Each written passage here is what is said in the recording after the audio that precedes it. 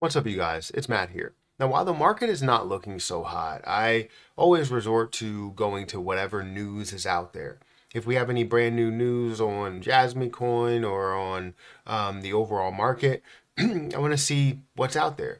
Well, today in this video, I want to talk about XRP and the news related to the SEC versus Ripple, because that's really where all of the excitement is, all of the conversation is headed, is towards XRP or Ripple versus the SEC and what's going to transpire there, because we have this continuation. And honestly, every single person within the XRP community just wants this to be over. Everybody in crypto just wants this to be over, because once this is over, you have a lot of things, right? You may have clarity in, the stats and, statistics for XRP and exactly what the supply is, what the escrow looks like, how they feel about the escrow, all of these different things, right? But then you also have clarity in cryptocurrency. You understand what is labeled as security, what isn't labeled as security, the different arguments behind it, what's legally, behind the decision that was made.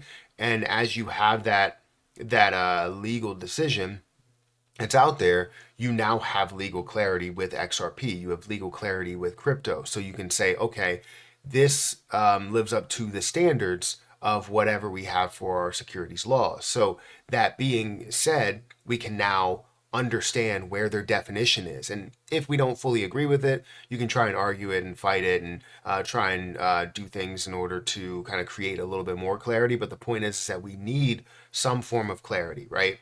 So in this video, I want to talk about the fines associated with it and associated with XRP or Ripple versus the SEC, and what the SEC wants versus what Ripple really wants to pay. So guys, hit that like button, hit that subscribe button, hit the notification bell for more of these videos. Also, make sure you check out some of the links that are down below. It does help out the channel.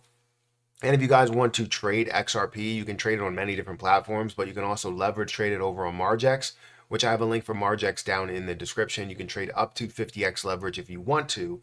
Doesn't mean that you have to, but you could do it if you want to. So if we go into where XRP is right now, again, the market overall doesn't really look too hot, doesn't really look too amazing, but we're seeing XRP around 53 cents.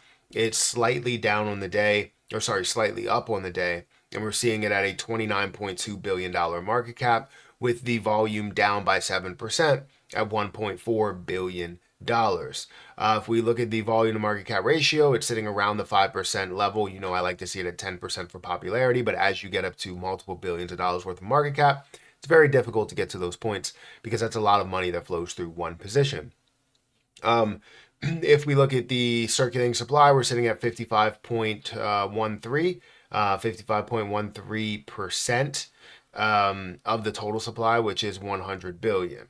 Now, the main topic of conversation around XRP always hovers around Ripple, right? And Ripple says that $10 million penalty is enough and rejects the SEC's ask of $1.95 billion fine in the final judgment. So the court had found Ripple violated federal securities laws by making institutional sales of XRP, but dismissed other allegations brought by the SEC, which is honestly a win in Ripple's case, but you still have that ultimate, loss when it comes to institutional sales, right, if they label it that way. Ripple Labs filed an opposition on Monday against the U.S. Securities and Exchange Commission proposal to ask the New York judge to impose a nearly $2 billion fine against the company behind XRP Ledger blockchain.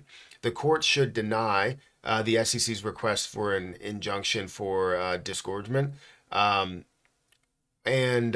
for prejudgment interest, and that should impose a civil penalty of no more than $10 million.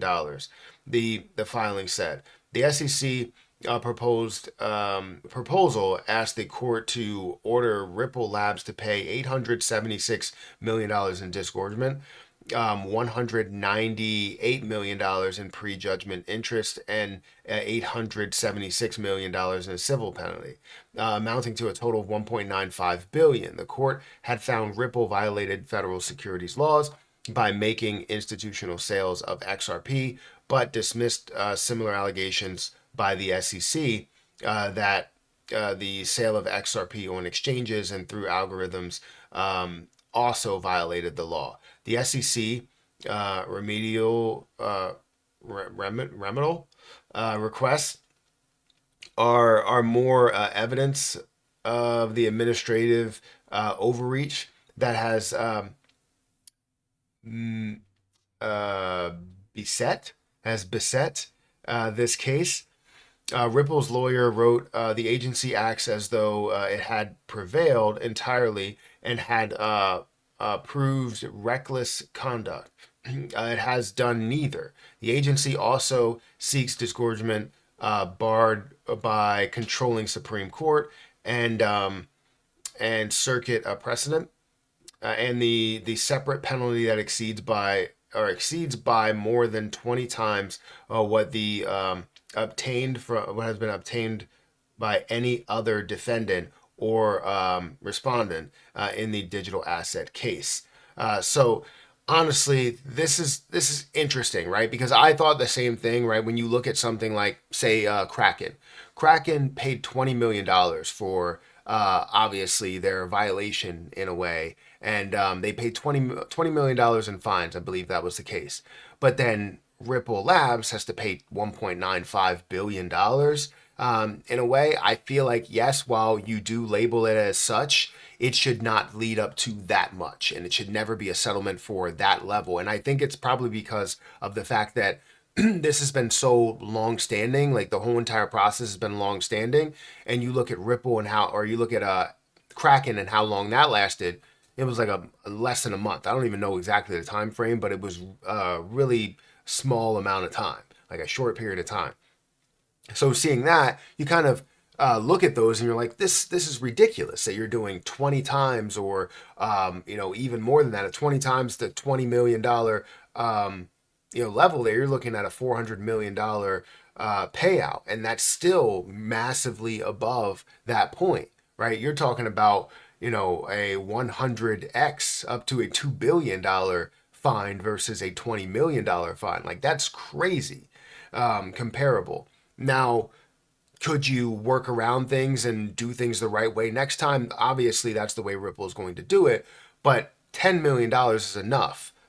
You can say that $20 or $30 million is enough just to be kind of above that level. It's been going on for so long that I guess the SEC just wants to get its money's worth, and how it did have to fight this whole entire time.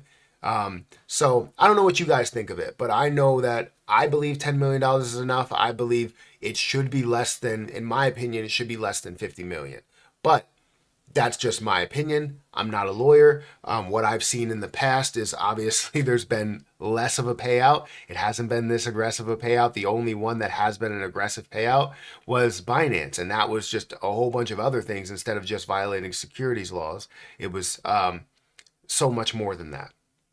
We're talking about like money laundering and things of that nature, right? And things that are hidden behind the background, behind the scenes of the SEC. However, it's not behind the scenes of CZ, who actually knowingly knew that that was going on, right? So anyways, that's where it stands. That's where XRP stands. I believe 10 million is enough. I believe less than 50 million is perfect.